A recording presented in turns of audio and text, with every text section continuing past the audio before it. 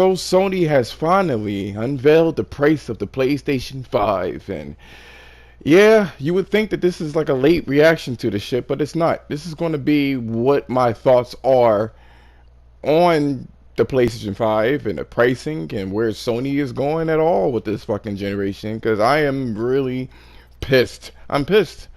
I'm pissed, but I'm not pissed about Horizon Zero Dawn or the pre-orders or anything like that. There was a lot of shit that went down, actually. Um, I was thinking to myself, did you guys get your PS5? Because I sure as hell did. I definitely did. Um, but anyway, let's kick off. There's about 6 points I'm going to actually talk about. Let's start off with Sony has said the price of the PlayStation 5, to put it that way, right? Um, Sony has basically told us that it's all about the value and not about the actual, the actual cost. They want to sell you the value, and that sent people on, an assumption trip. They were thinking like, what the fuck? Is these consoles going to be that expensive? Even Digital Foundry thought that these consoles are going to be like $600, and these consoles needed to be cooled because they were doing some, different things. There was ray tracing, there was high teraflop counts, and all this other shit, right? All this other fly shit. So, turns out that they are going to release the PlayStation 5. The digital one is going to be $399, which I was half right. And I said it was going to be $399 and $350 respectively for the digital version. Now, the thing is, they actually also stated that they are not. It's going to be more disc-based PlayStation 5s, more so than the discless one. Apparently, they're losing a lot of money. Who the fuck knows? I don't really know. I don't really care. I got the disc-based one. Actually, I was trying to get the digital one, but I was like, I'll get what I can get.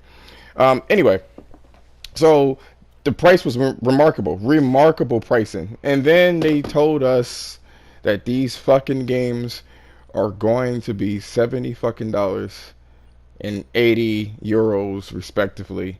And I've told you guys this before. I was kind of pissed about this. I wasn't happy about the suggestion or suggesting that of the games are going to be like fucking $70 or $10 increase. And yeah, it's $10 in respect, but that's really approaching the fucking $100 mark per game, and it's actually making the the Game Pass, to some people, at Microsoft Game Pass look really, really appealing. And they actually addressed that too. Sony, they mentioned that, look, listen, these games cost a fucking $100 million a piece. And I want to actually run some numbers by you. I was on some forums. I want to run some numbers to you. So let's do some numbers, right? The first thing I want to say, let's, $10, $15 per month, right? So there was a forum member that said this, and I'll just repeat. It says it all basically. At the end of the day, if you have, say, 50 million people giving you $15 a month, that is 750 million a month guaranteed, right? Now remember, the games cost 100 million, and any company is looking for profit. You know what I mean? So they can only crank out 7 full-fledged games at the most to make this shit profitable. But this doesn't remove your other income streams either. Netflix has 4 times the amount of subscribers. This is where Microsoft is actually trying to get into, and where they can have billions a month or two, depending on how you buy up the content. You need to sustain that. That's the problem. You have to sustain it. So if it's not looking, pretty lively, it's not going to work. You know what I'm saying? And it's well, I would say this: all your investment, you gotta drop a lot of money to make this shit work, to make people believe in this particular product. So to sustain 50 million people. 50 million people. Remember, PlayStation Plus, that already has games that you can rent, even games with gold. they're at like 20 to 30 million. You know what I mean? And there's some other fucking overhead that's paying the other companies to actually put it on the service. You know, and to be honest with you, 100 million to make.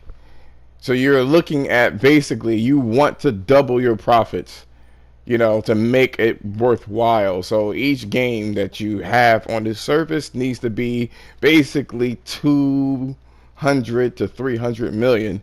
Um, it, you know, to make it a worthwhile endeavor. That's the problem with this shit. So Jim Ryan goes on to say, like, no, that's not even a profitable thing. It's not profitable. One, you got 10 million people buying your game for $60 on the store itself. And yeah, there's some people buying it physically and stuff like that. I think the ratio is like 70 to 30 now. By the way, let's just say 8 million or sorry, 6 million. That is pure profit. There's no middleman. You pay your developers X, Y, and Z, and then you just residual incomes all day and all night. So I get that. But what I was actually looking at when you look at the whole grand scheme of things when it comes to, you know, the games being $70, going back to that topic, I mean, we wanted value for the PlayStation 5 to be cheaper. We wanted these consoles to be cheaper, and it turns out $500, an extra $100 is, you know, what people were expecting anyway.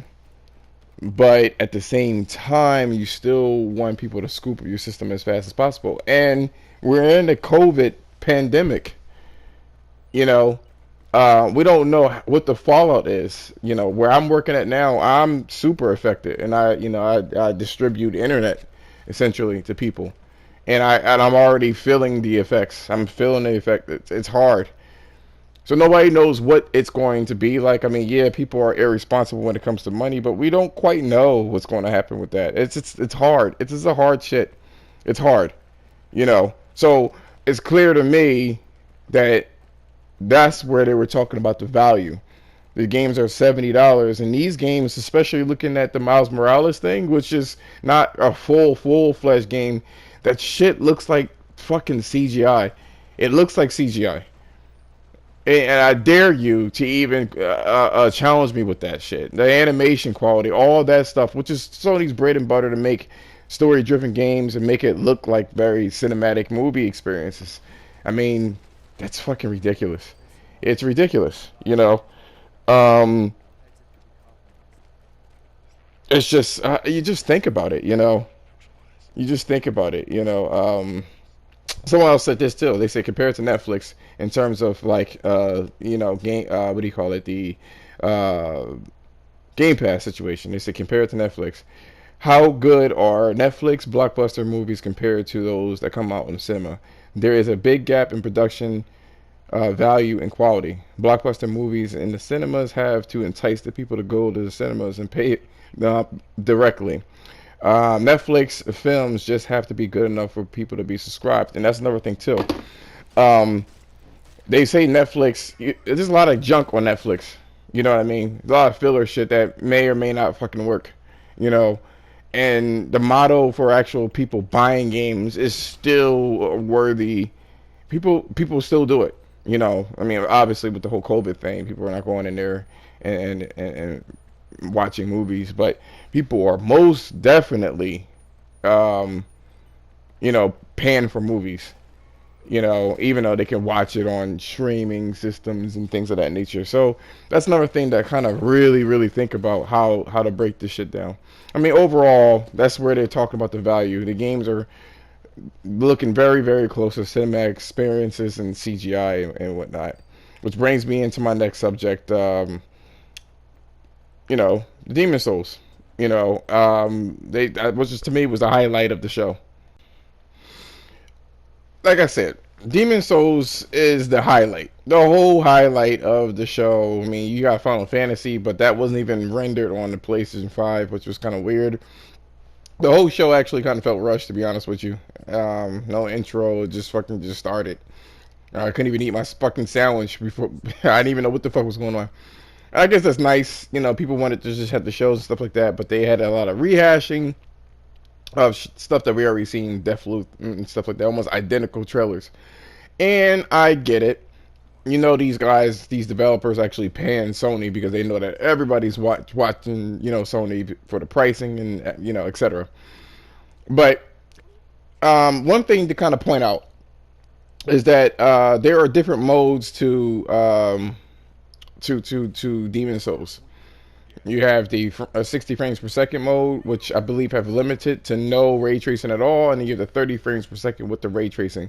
And they didn't have a lot of reflections or watery substances and stuff like that, any kind of highly reflective surfaces. So one can actually assume that that shit is not even ray traced, or a very limited capacity for ray tracing. It was very, very clear in terms of the resolution. I don't know if it was 4K. You can never know with the streams and YouTube compression and things like that. But if it looks that good already with that fucking ray tracing, without ray tracing or very limited, we're in a treat. And the reason why I'm bringing this up, and we're in for a treat rather, and the reason why I'm bringing this up is because, well, Horizon Zero Dawn. Now we fucking know that Horizon Zero Dawn is actually going to be. I mean, I get Miles Morales, I get it. You know what I mean? But that's going to Horizon Zero. Or I'm sorry, not Horizon Zero Dawn. Horizon Forbidden West is going to be a PlayStation 4 game that's coming out next year. Now, a little backstory. Back in, remember, early 2017, they released Horizon Zero Dawn. 2017. And as soon as they finished that, they were already working on the sequel, which meant that it was possible that Horizon Forbidden West would have been a PlayStation 4 game anyway. Now, the trailer that they showed, which Digital Foundry kind of pointed out, is that the Horizon Forbidden West did not have ray tracing yet. It was actually running at 30 frames per second, and it was a cinematic experience, or cinematic basically. So we don't know what the frame rate is going to be. We don't know what's going to look like. I mean, I know there's a lot of talk about, Jim Ryan talk about we don't believe in generations, or we believe in generations rather, and they call him a liar because they thought that Horizon Zero Dawn was supposed to be exclusive, so it can just really show what the PlayStation 5 could do. A couple of things, and no cap either. The first thing I want to talk about is I was a whole bunch of people that couldn't stand Horizon Zero Dawn. They called it boring, a snooze fest, Horizon Zero bore, Horizon Zero yawn. All of a sudden, Horizon is going to really tell people what it is. And on the Twitter, there were people that kind of called other people out. And it's true. You lose a narrative. So you can't, so for your console warrior, you know, now you can't really say my games are this.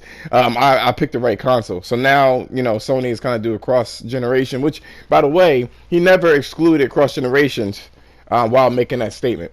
And supposedly DualShock has had an article that showed that they said that from this point out, all PlayStation 5 games were going to be non-cross-gen. Which, that's ridiculous because you have fucking Cyberpunk. I don't even care. I mean, that's what the article said. That's what the header was. But you're taking that shit at face value. And I couldn't find it anymore, so I'm wondering what the fuck was going on with that. So since I couldn't find it, I can't really say shit about it. At the end of the day, when it comes to this shit, Horizon Forbidden West being on the PlayStation 4, it does concern me. As everybody knows, I love that game. It's one of my favorite games on the console itself. It is. It's one of my favorite games. So I want the PlayStation 5 to be completely utilized when playing this game. But we don't even know what next generation is exactly, how much of a jump it's going to be, other than ray tracing. And ray tracing, as I said in my other videos and on the Roundtable podcast, which is what I'm on, which I usually go to, that podcast, you gotta look at it like this. How much of an effect is ray tracing going to be? This is not from PlayStation 1 to 2 where you had games you couldn't even see in the distance, and then all of a sudden you had Jack and Dexter, which you can see forever. So it's not even at that level. and then on top of that, the PlayStation 2 from the 3, and your characters are going from 5,000 polygons to 30,000 polygons. So it's not even that kind of fucking jump either. So what are we doing here in terms of ray tracing? How much of a difference is going to be?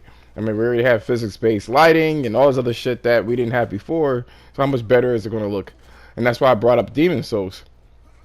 That is across, actually not even bringing up Demon Souls, because yeah, because there's no ray tracing in there, or very limited capacity of ray tracing. It still looks as good as it did.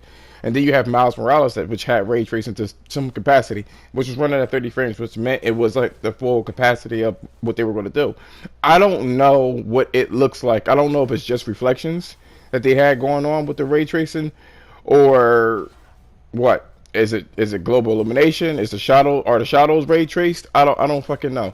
But you shouldn't have to question this shit. Even Digital Foundry, they were questioning that shit when it came to not the PS5 showcase, but it was some game that they were playing. I forgot what it was, and they used screen space reflections, and they couldn't tell if it was fucking ray trace reflections and shit like that. So you already know at that point in time. You know what I mean?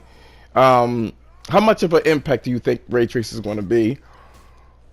Because I always said this, ray tracing is for the developers and making it easy for them, so they won't have to have all these crazy artists placing things and the lighting in perfect places and shit like that to make it work. It's just one of those things you just don't know yet. So we don't know what the ramifications are for Forbidden West being on the PlayStation 4. We do know that the streaming issues, slow memory, slow hard drive speeds, and things of that nature, that hampered the experience to the point where certain machines were zoned. They couldn't go past a certain zone, and you couldn't fly because the game couldn't stream it fast enough. So we know this. Mark Cerny also said that, you don't have to worry about making corridors or places where it slows down the thing where it loads. It slows down the game so it can load. We know that the SSD is definitely going to be fast, but it's not using the full capabilities of the SSD. It can't, because there's going to be pairing, console pairing, or parity rather. So we don't know what it means. I don't know. I don't know if it's two separate teams. I don't know if they learned something where, because you have Ghost of Tsushima that loads fucking fast. We don't know if they found better streaming aspects. Again, you gotta think about it. Forbidden West may come out early as hell next year. It may come out in like May. It's possible. And don't forget that the Horizon series is supposed to be a trilogy. So a lot of people are a little bit wary. They don't know what to believe when it comes to this shit. We just don't know. It's a mess. The whole thing's a mess. That's the whole point I'm trying to say. So I can't really be pissed off about it and say that Sony doesn't believe in generations. But speaking of which, right? Let's go to what Jim Ryan said. If you just give me a second here. Jim Ryan states, "We have always said that we believe in generations. We believe that when you go to all the trouble of creating the next generation console, that it should include features and benefits that the previous generation does not have." Now, pause here. We're talking about the DualSense controller and the adaptive feedback triggers and the 3D sounds. That is something that the PlayStation 4 does not have. Nor does it have instantaneous loading either, right? And that, in our view, people should make games that can make the most out of those features, which, I included the other one. We do believe in generations, whether it's the DualSense controller, which I just said, whether it's the 3D audio, which I just said, whether multiple ways that the SSD can be used, which I just said. We are thinking that it's time to give the PlayStation community something new, which I just said, and something different that can really only be enjoyed on the PlayStation 5. Hello? Where does it say anything about cross-gen? Because I remember them distinctly stating as well, and this is no cap for this shit. I'm just really stating the facts. They said that they wanted to make this generation a smooth transition. One of the smoothest transitions. A, pricing is going to ease people into it. You know, the pricing of the hardware. It already is backwards compatibility or backwards compatible with all of the other titles, which again, you know, it's not really backwards compatible with the PS1, 2, and 3 as of yet. So we don't fucking know. Either way you look at it, where does it say anything about cross-gen not being a thing? People just jumped the gun.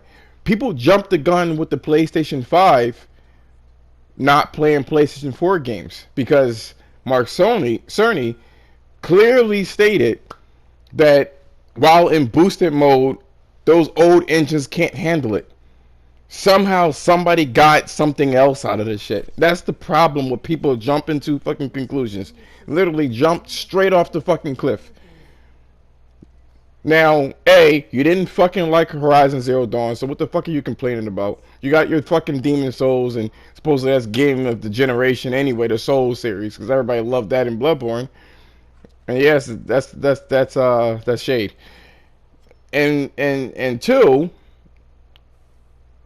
we don't even know what the ramifications are up past what Microsoft has done with the Halo game, and that Halo game had a lot of fucking issues before showing the showcase. There were people being fired and quitting left and fucking right. So I imagine there was some internal turmoil. That's one thing, and another thing too is that altogether, here's the problem. Um, it's made on the Xbox One, Xbox One X, Xbox One or Xbox Series S, Xbox Series X, they all have different architectures. Every one of them fucking consoles. And then PC on top of it. So you have so many different hard things to put it on. Whereas it's basically PS4 and PS5 and PS4 is so close to it. Well, just PS4, PS5, and Pro. And PlayStation 4 Pro is so fucking close. You know what I'm saying?